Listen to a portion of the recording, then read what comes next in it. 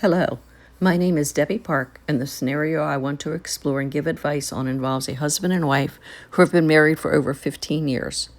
On the surface, they seem to have a great marriage. However, upon closer inspection, it appears that the relationship is not as ideal as it initially seemed.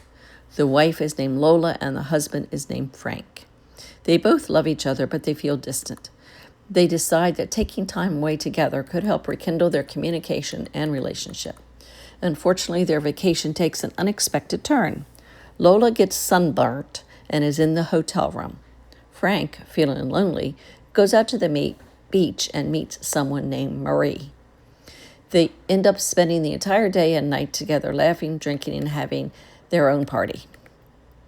When Frank returns to the hotel, Lola is gone, and a note is left on the bed by someone named Dan.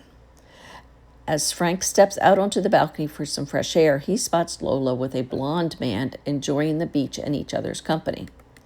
Frank and Lola then head back to Texas and their home.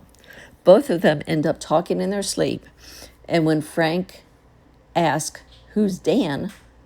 Lola immediately responds, "Who's Marie?"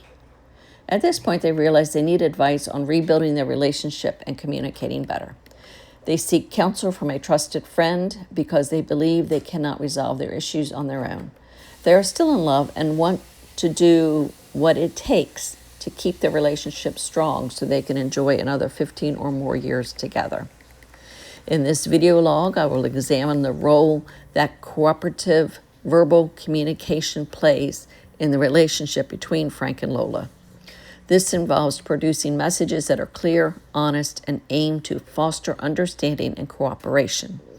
I will discuss nonverbal clues and suggest ways for Frank and Lola to strengthen their relationship. Language allows us to communicate with each other through conversations. Most people know instinctively how to communicate. However, conversations have several key characteristics. First, conversations need to be interactive and at a minimum involve two people. Second, conversations are managed by the people speaking, including who can speak and how long they can speak when taking turns. In addition, conversation is universal and forms the foundation for most of our interpersonal communication. The benefit of having verbal communication include increased productivity, reduced misunderstanding, and enhanced relationships. Self-disclosure is often not as easy. However, it is a necessary part of communication if the relationship is to grow and develop. Nonverbal communication plays a vital role in conversations.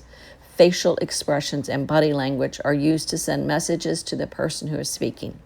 Something as basic and simple as a smile can change our perspective on the conversation and what is being said. Changing someone's perspective may in fact change the whole outlook on the conversation. In our example, Frank and Lola often have what is called blind or low vision when it comes to this kind of communication. If they want to strengthen their relationship, Frank and Lola will need to develop a system to recognize the nonverbal cues each one presents. My recommendations for Frank and Lola involve them learning more about each other as well as nonverbal communication.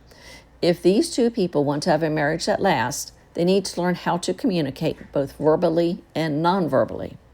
Since they agree that they want to make the relationship work, learning more about each other is a great place to start.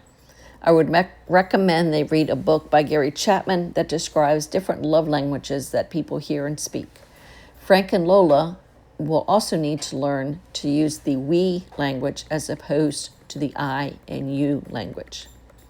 In conclusion, understanding how nonverbal language affects conversations will be integral to Frank and Lola's efforts to reconstruct their relationship. They will need to learn not only about the various love languages, but also how nonverbal communication affects them as a couple, in addition to ensuring they have cooperative verbal communication.